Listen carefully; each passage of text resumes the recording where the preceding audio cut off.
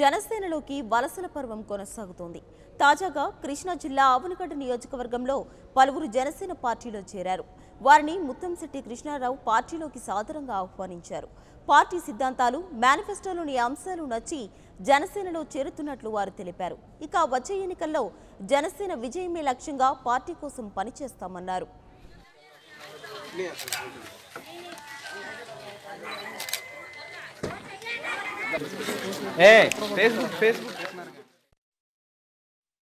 గత 15 రోజుల నుంచి కూడా గ్రామాన మరి యొక్క సిద్ధాంతాలని వివరించడం జరుగుతుంది.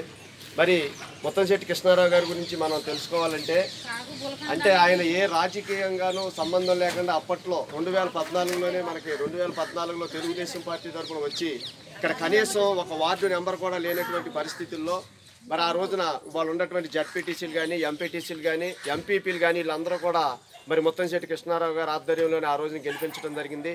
మరి అదే పవన్ కళ్యాణ్ గారి సిద్ధాంతాలని మరి పేద ప్రజలకి అందరికీ కూడా ఉపయోగపడతారు అనేటువంటి ఉద్దేశంతో పవన్ కళ్యాణ్ గారి ఆశయంతో మరి జనసేన పార్టీలో విశేషమైనటువంటి కృషి చేస్తూ ఆయన 13 జిల్లాలకి కూడా ఇన్ఛార్జిగా ఉంటూ మరి కృష్ణా, గుంటూరు జిల్లాలకు కూడా మరి విస్తృతమైనటువంటి ప్రచారం చేసి ఈ రోజున కేవలం మన అవినిగడ్డ పేద ప్రజలకు అండగా ఉండాలి, మరి ఇక్కడ ఉన్నటువంటి సీట్ని మొట్టమొదటిగా గెలిపించి పవన్ కళ్యాణ్ గారికి ఇవ్వాలి అనేటువంటి ఆశయంతో ఇక్కడే ఇల్లు తీసుకుని వెంకటేశ్వర థియేటర్ దగ్గర ఇల్లు తీసుకుని మరి ఇక్కడే నివాసం ఉండటం జరుగుతుంది. కాబట్టి మంచి స్వభావం, పెద్దలు, ప్రతి పేదవాళ్ళకి మరి ఆయనకి ఎన్నో కాలేజీలు ఉండే విద్యార్థులందరికీ కూడా కాబట్టి ఒక 100% మన అవినిగడ్డ నియోజకవర్గానికి ఎమ్మెల్యే అభ్యర్థిగా కూడా ఆయనే పవన్ కళ్యాణ్ గారు మరి ఆయన్ని నియమిస్తారు. కాబట్టి మన అందరి యొక్క బాధ్యత ఏంటంటే ఆయన్ని మనం గెలిపించుకుంటే ప్రతి పేదవాడు ఇప్పుడు మీకు ఇంట్లో ఎలా సొంత మనిషిలాగా ఉంటాడో ఆ రకంగా ఆయన మీ అందరికీ కూడా అండగా ఉంటారు. సార్ మీకు చెప్తున్న అవినిగడ్డ గ్రామ పంచాయతీలో మరి మొత్తం 25 మంది స్టాఫ్ ఉన్నారు. ఇక్కడ 25 కుటుంబాల వాళ్ళు, వీళ్ళందరూ కూడా పర్మనెంట్గా ఉన్నటువంటి వాళ్ళు 5 ఉన్నారు. మిగిలినటువంటి 18 నుంచి 21 మంది కూడా మన రోజువారీ మరి ఒక సొంత ఇల్లు కూడా లేకోకుండా ఏ రకంగా అన్నీ కూడా అద్దెలలో 20 సంవత్సరాల నుంచి ఈ కుటుంబాలు ఇక్కడ గడపడం జరుగుతుంది. మరి ఏదైతే ఇక్కడ పవన్ కళ్యాణ్ గారు ఎప్పుడైతే నేను కూడా రెల్లి కొలుస్తుండే అనేటువంటి కాకినాడ వీళ్ళందరితో పాటు 6,000 రూపాయలు కొట్టుకి 100, 10 రూపాయి కూడా పోగు చేసి వీళ్ళ కుటుంబాలకి మరి ఈరోజు ఈ ప్రపంచమే నడుస్తుందంటే స్త్రీశక్తి మీదే నడుస్తుంది అనేది అందరికీ తెలిసింది. మేము పొద్దున్నే పార్టీ ఆఫీసులో కూడా చాలా ఘనంగా మీ మహిళా దినోత్సవం చేసుకున్నాం ఈరోజు. ఇప్పుడు పవన్ కళ్యాణ్ గారు కూడా అటెండ్ అవుతుంటున్నారు. 5 ఎన్నికలు వస్తుంది అడిగితే వాళ్ళ బజార్ రమ్మని వెళ్ళారు.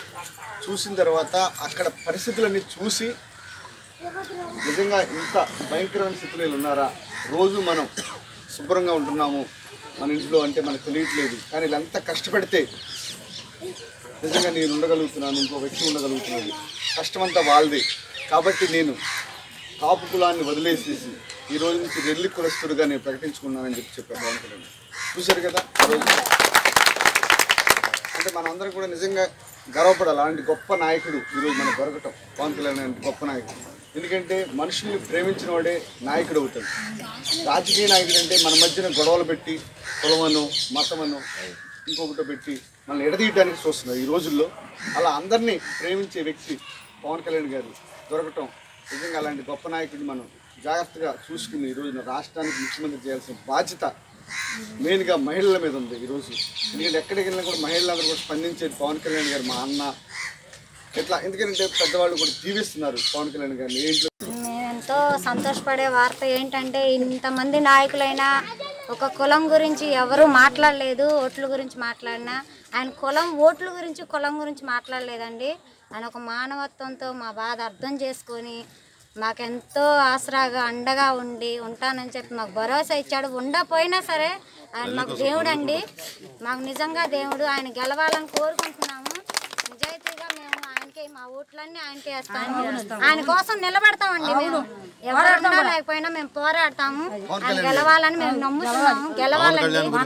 పవన్ కళ్యాణ్ గారు వస్తారని ఎదురు చూస్తున్నాము. మేము మార్పు కోసం ఎదురు చూస్తున్నాము. ముందు ఎన్ని ప్రభుత్వాలు వచ్చినా మాకైతే న్యాయం జరగలేదు. మాకే కాదు, ప్రజలకు ఎవ్వరికీ జరగలేదు. ఆయన ప్రభుత్వం వస్తే మార్పు జరుగుతుందని నమ్ముతున్నాను. నిజంగా ఆయన ప్రభుత్వం రావాలని కోరుకుంటున్నాను.